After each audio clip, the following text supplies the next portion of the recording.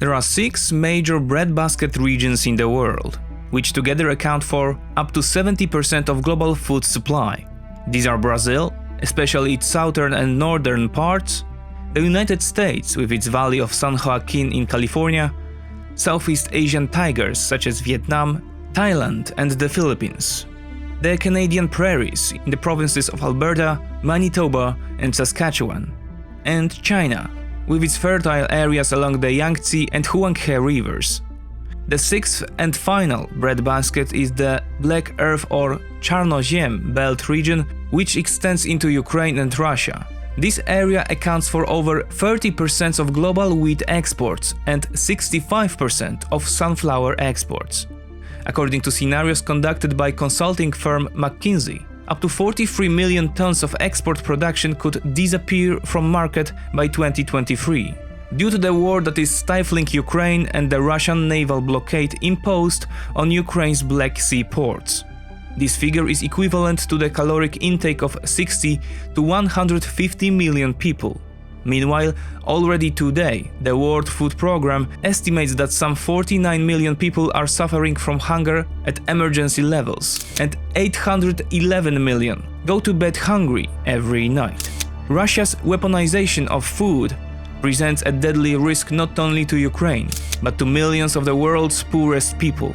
Welcome to the 20th Report.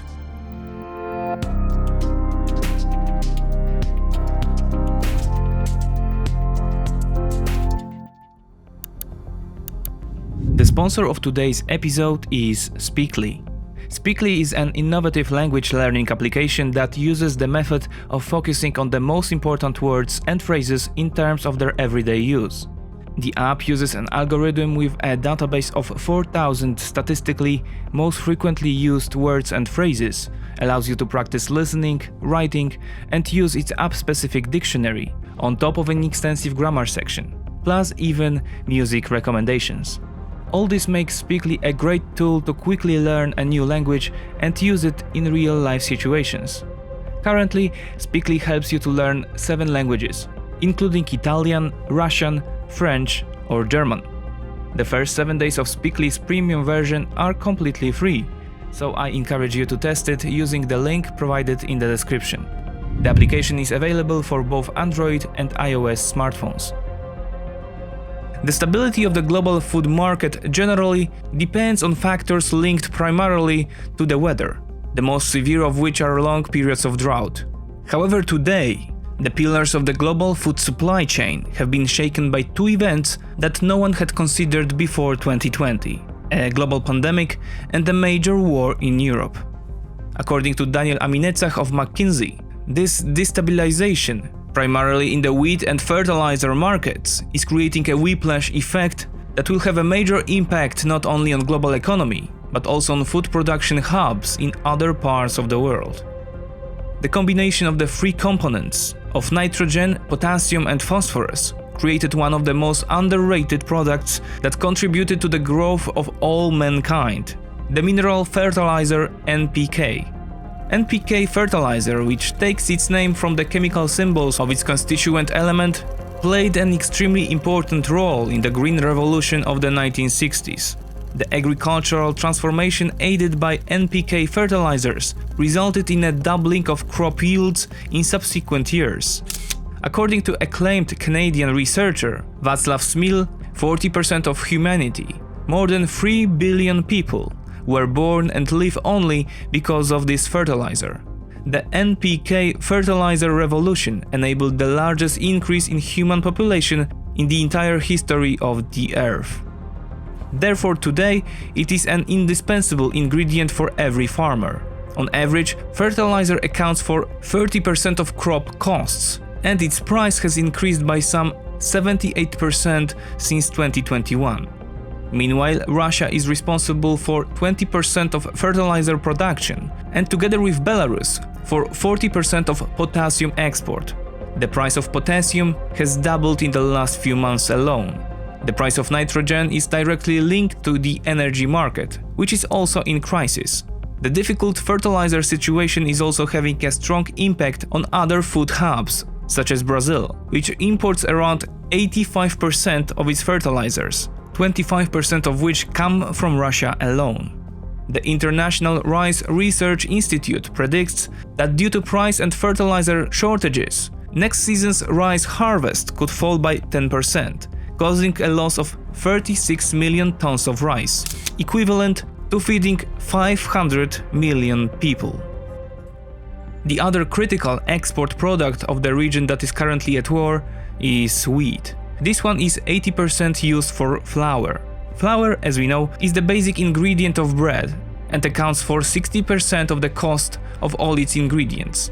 When the price of wheat rises by 100%, it becomes inevitable that the price of flour products will rise as well, and this can lead to social unrest, the consequences of which are difficult to predict. A decade ago, the Arab Spring was such an event, and one of the main reasons for its outbreak was supposed to be the high price of wheat. Some countries, such as Egypt, rely heavily on grain imports from the Black Earth Belt to meet the caloric needs of their citizens. Cairo's dependence on Russia and Ukraine in this area reaches 60%. In addition, Egypt processes and exports some of these imports to East African countries, which are also inevitably exposed to major supply disruptions. Overall, Africa, despite having 60% of the total arable land on the planet, is fundamentally dependent on food imports.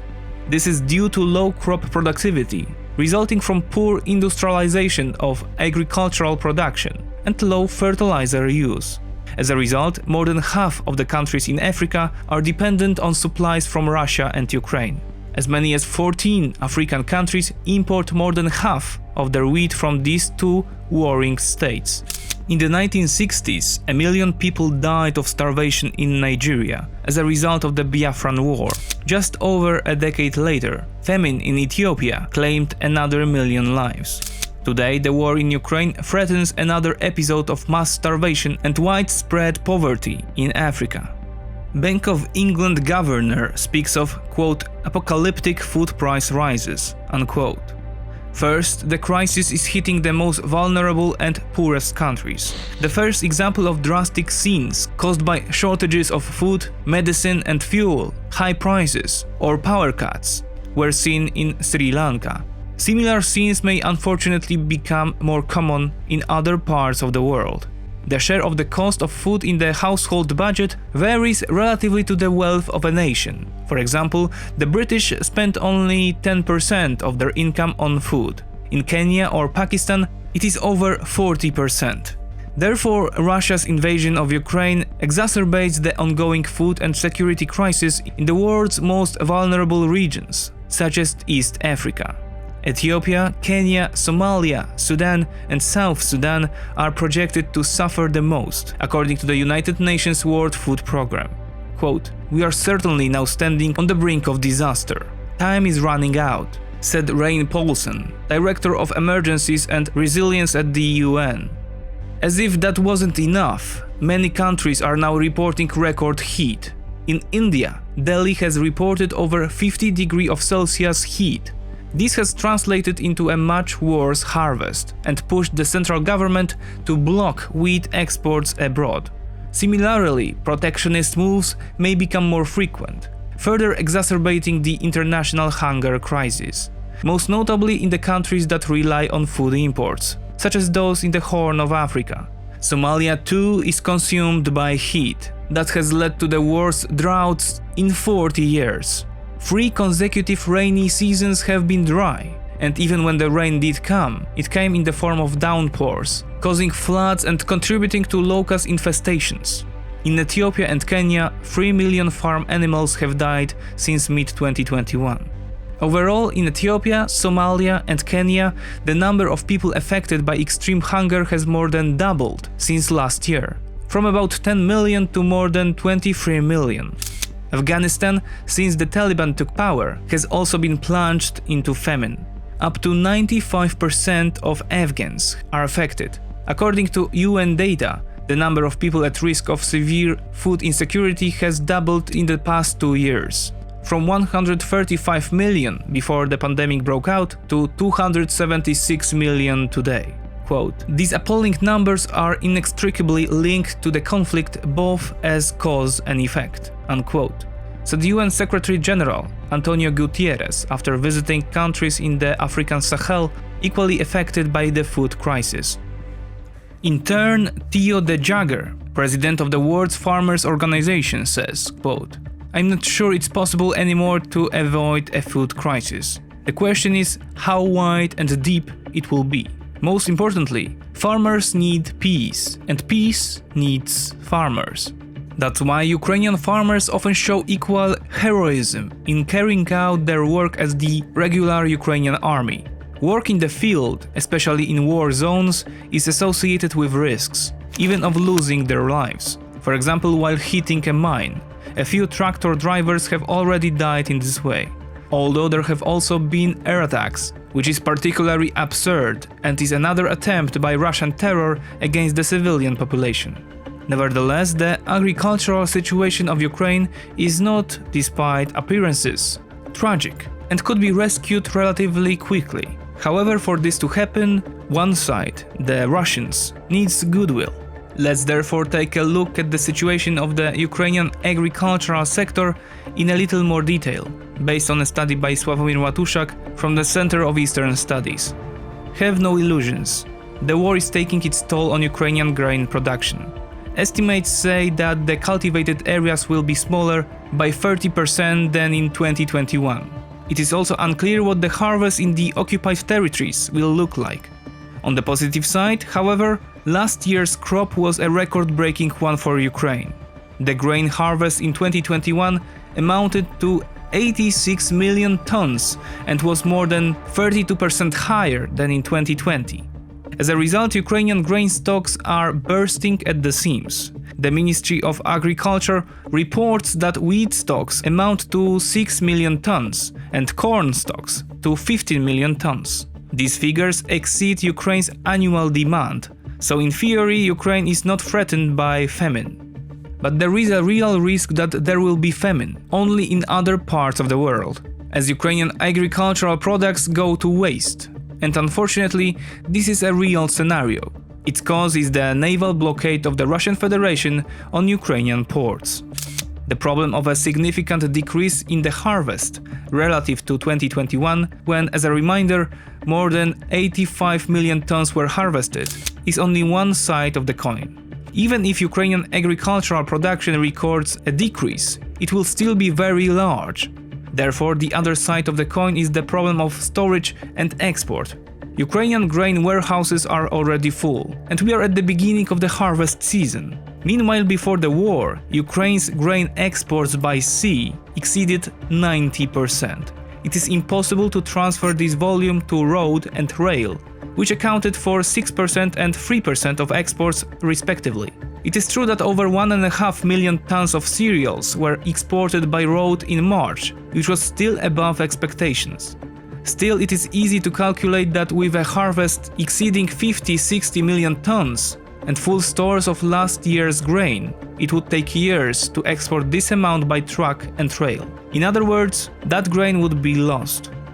This is one of the largest seeds and sunflower producers here in Mykolaiv, and all these seeds, this is barley, and all these sunflower seeds are now stored here because they cannot be exported, because Russia is blocking the ports, Ukrainian ports here in Mykolaiv, in Odessa, all throughout the coastline of Ukraine. The ports are blocked.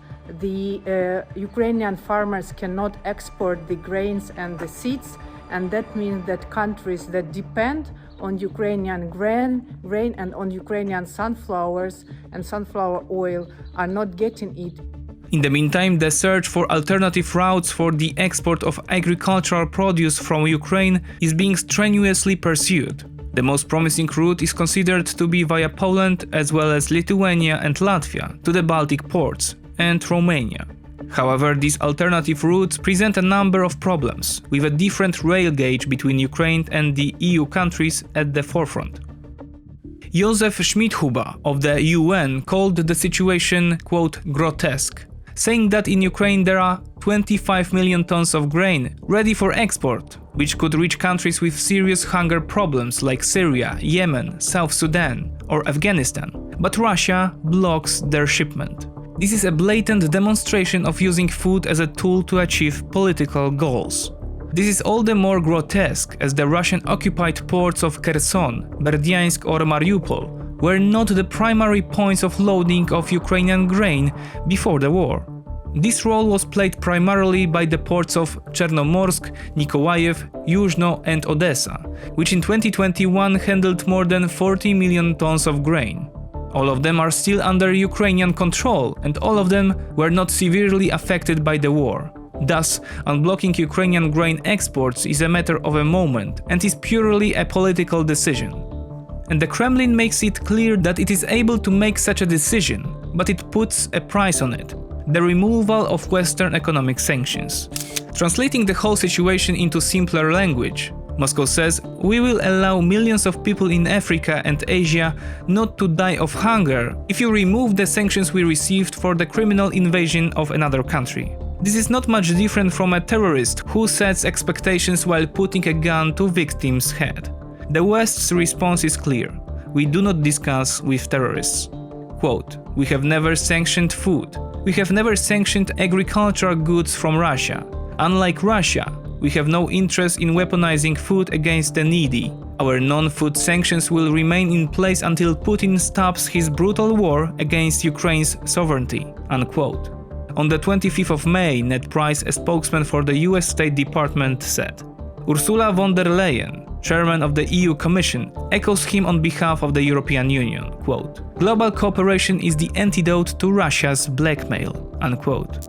In turn, satellite images indicate that the Russian Federation not only blocks the shipment of Ukrainian grain, but also steals it and tries to sell it on the international market. Interestingly, the Russians tried to sell the stolen grain to Egypt, but a message from Kyiv's foreign minister, Dmytro Kuleba, suggests that Cairo rejected this proposal from Moscow. Quite unexpectedly, Lithuania called for an international sea coalition to escort Ukrainian grain via the Black Sea basin. The problem is obvious: Vilnius does not have a navy. But the British did, what's more, a capable one, and a few moments later, London backed the proposal of Lithuanians. A maritime coalition of the willing could in theory also consist of the navies of countries that import Ukrainian grain, such as Egypt. So far, the Lithuanian idea has not materialized yet, but when hunger begins to look into the eyes of the poorest people in the world, the pressure on countries capable of carrying out such an escort, such as the USA, Great Britain or France, will grow, even despite fears of escalation and accidental involvement in a conflict with Russia. How could the situation develop? In a positive scenario, as reported by McKinsey, in which the Ukrainian-Russian war would end fairly quickly, for example, by the end of this year, we would most likely lose part of the harvest, but it would be possible to return to normality a year later. Moreover, countries for protectionist reasons would rather not withhold food exports to other countries for fear of their own needs.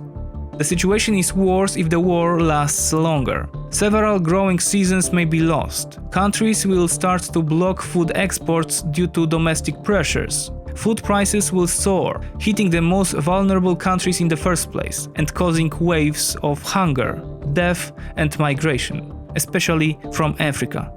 If the Russian naval blockade continues, and one day the war dust in Ukraine settles, and historians and analysts start working on assessing the consequences of a criminal invasion, it may turn out that the Russian strategy of deliberately destroying global food supply chains, and thus weaponizing food, could be considered a crime on an even greater scale than the invasion itself. Russia can contribute to the death not of thousands, but millions of people around the world. Unfortunately, this would not be the first time the Kremlin has starved millions to death.